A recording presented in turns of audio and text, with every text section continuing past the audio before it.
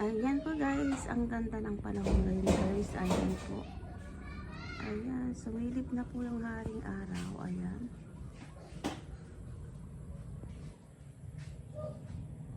Ayan, may bulaklak na yung ating bugambilya guys. Ayan.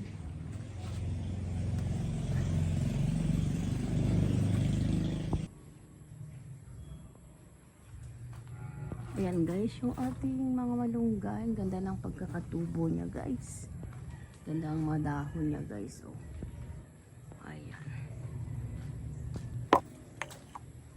Hanggang dyan yan guys, yung tinanim po natin. Ayan.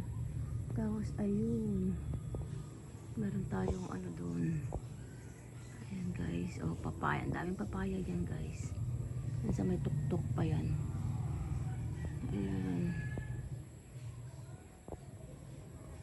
Hindi tayo makapunta dun guys sa kabilang ano taniman po natin dun kasi matubig pa po dun guys.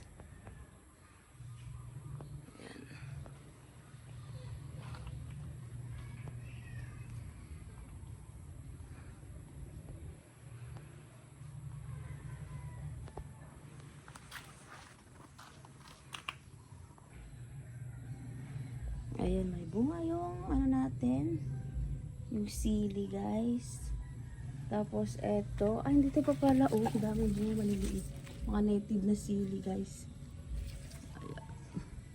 Ayos yung ano natin, dahon ng ampalaya. Ang gaganda ng dahon ng ampalaya guys, oh. Ayan siya. Ang lalapad lang kanyang mga dahon. Ang gaganda. Ayan. Kasi may mga papaya pa dito guys, oh. Ganda ng mga dahon ng ano guys, ng malunggay. Ayan, oh.